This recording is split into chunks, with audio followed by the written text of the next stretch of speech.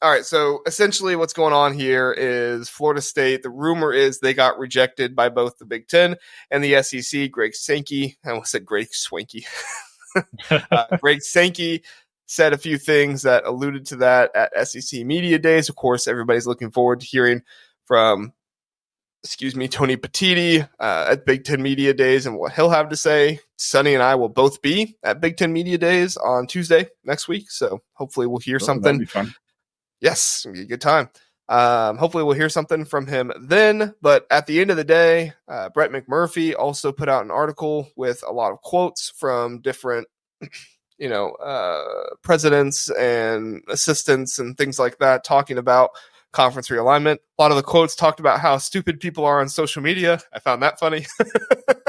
But there was also some good stuff in there too. One theme that I picked up on, and Sonny, I know you have some good insight into this, so I'll give you the floor here in just a second. But one thing that I picked up on was, and when I first started reading it, I thought, oh, okay, they just don't think Florida State is as good of a partner because their market maybe isn't as good, or maybe they don't want to be down in Florida.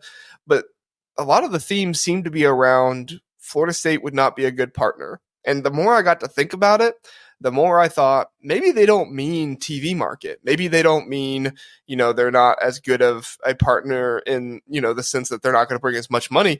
Maybe they look at Florida State as kind of the bad boy, because look at what Florida State's doing in the ACC right now. They're saying, ACC, you're not giving us money, so we're going to take you to court.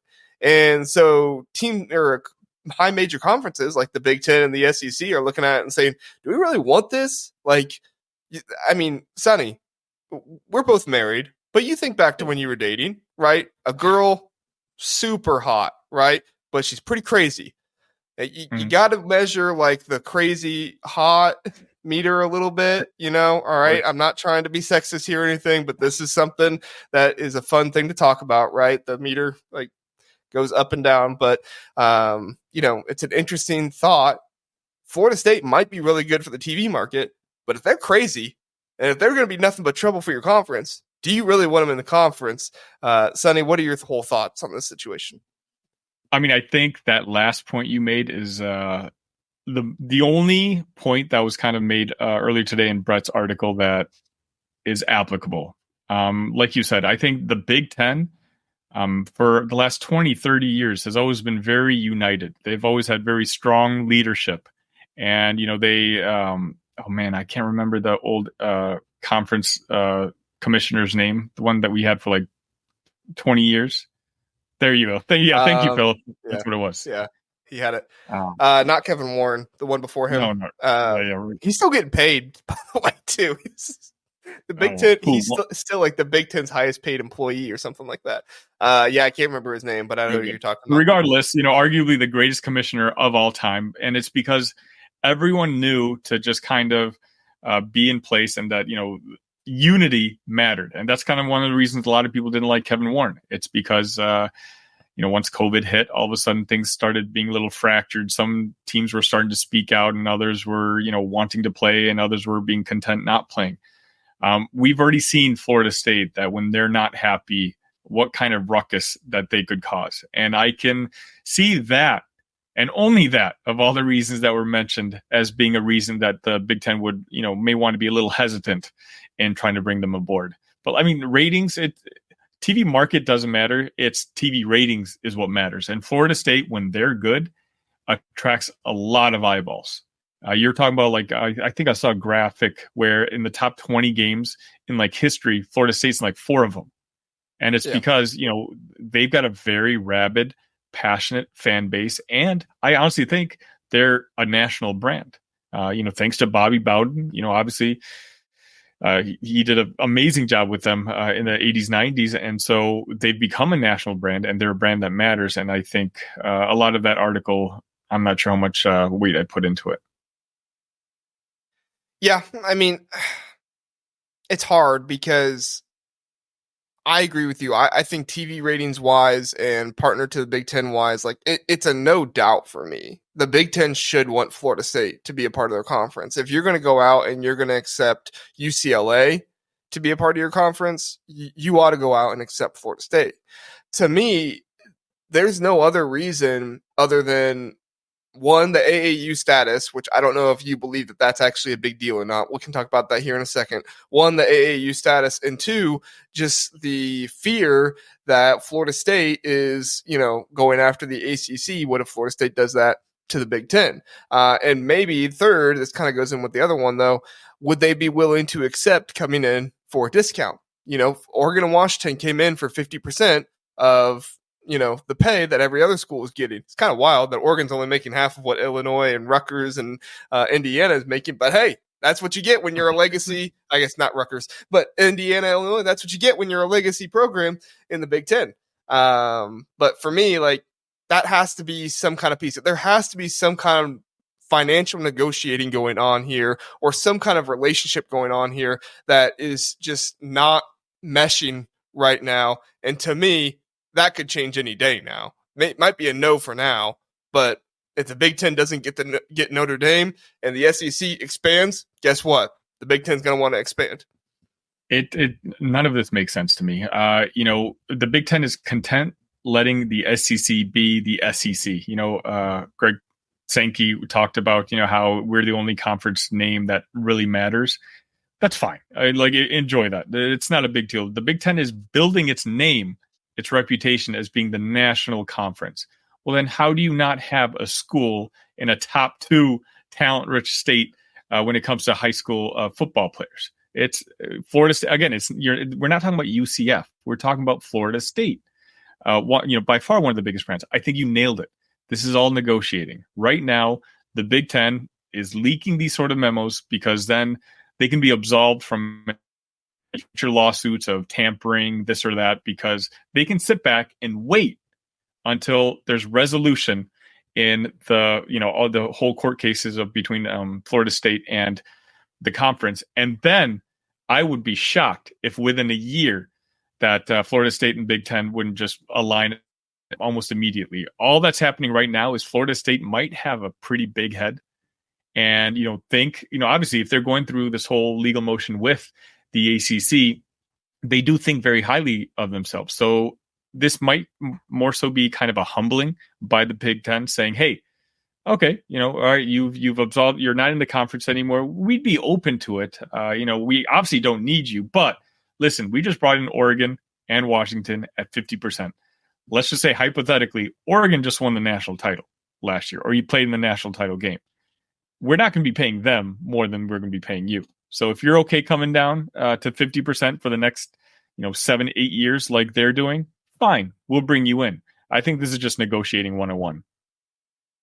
I mean, heck, SMU went to the ACC for nothing, right? And they took 0%. They knew their value. They just were trying to get in the door. Aaron Frazier says TV market does matter. Florida is the 3rd largest state with 5 top 5 TV markets. Sonny, correct me if I'm wrong, but you were saying that like TV market doesn't really matter if your ratings aren't high. You were kind of saying like what really matters is ratings. You can have a high TV market and that's great, but if people aren't watching you, who cares? Right, exactly. TV markets in the sense where a lot of people are watching Florida and Florida State. I'm just talking about individual games, individual programs. When Florida State is very, very good, a lot of people are watching them. Even right now, before last season, when Florida State was mediocre, let's just be kind, they still drew very well in the TV ratings. And so, I mean, Tallahassee itself is not a massive a TV market. So I think the Bobby Bowden historical factor has turned Florida State into a national team where, you've got people all over the country who've become Florida State fans. I guess that's what I was trying to say. Yeah, I think I was just trying to clear it up for Aaron here because I didn't want him thinking that you were like, TV markets don't mean anything. It's like, compared to TV ratings, that's what you're really going to look at. Are they actually getting people to watch their product? And that's what I do think the Big Ten looks at. They're saying, yes, if you have a great TV market, that's awesome, but nobody's watching your product. Who cares? Mm-hmm. Yeah. So let's talk about the AAU thing, Sonny. Okay. So the AAU thing is a big deal. I said it on a podcast the other day. I was talking with Trevor from the All-State Saturdays podcast. It's a BYU podcast, but we were talking about some of this stuff. I said, I think AAU still matters to the Big Ten. maybe not to the TV people, maybe not to the athletic directors, but to the presidents and the chancellors, I think it still matters because that's kind of like the last thing they're holding on to with some kind of control and power about who can get into the conference, right? I have also heard other people say it doesn't matter anymore. Nebraska doesn't have theirs. I think that's a little, different because I think Nebraska is an obvious agriculture school. AAU focuses more on medical. I think Nebraska is going to get their AAU back here soon because of some issues that happened. But at the end of the day, to me, I could see the Big Ten saying, no, thanks, Florida State. We're actually going to go with Miami because of the AAU status and for this being kind of a power play by the presidents and chancellors. You agree, disagree? What are your thoughts? I don't think it's a deal breaker. FSU, as I told you, I know a couple people in that whole organization. They're trying their best to get into the AAU status. They're not going to let that be the reason that they don't get into the Big Ten. Should they get an invite at some point from the conference, it'll be contingent on Florida State doing this, that, and this in order to be able to to be accepted into the AAU. So I don't think it's a huge deal. Notre Dame just recently became AAU, but I mean, Big Ten would have taken Notre Dame at any point in their history, just because of the brand name. And I think ultimately what matters most is, money, dollars, and, influence. And while AAU does matter a little bit, I think as long as there's a promise, hey, you're going to work on this and this, which Florida State is doing, and they're being very aggressive about it, and they have been for the last couple of years, I don't think that's going to be a factor for the Big Ten inviting FSU.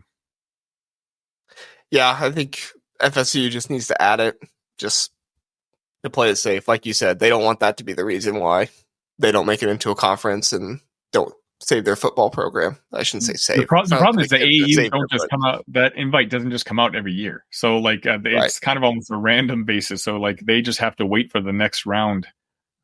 And again, they're aggressively trying to be ready to get that invite whenever it comes out. And correct me if I'm wrong, they got rejected this year, right? Like they're no longer vying for it this year. They got rejected, didn't they? Was it this year? Last year? Maybe it was last year. It was recently. I know that. All right, Sonny, let me shoot a couple teams at you and you just give me your thoughts real fast and then we'll be done here. I didn't brief you on these names, so I'm kind of shoot from the hip here. But I want to get your honest thoughts. Okay. Let me shoot you with Notre Dame.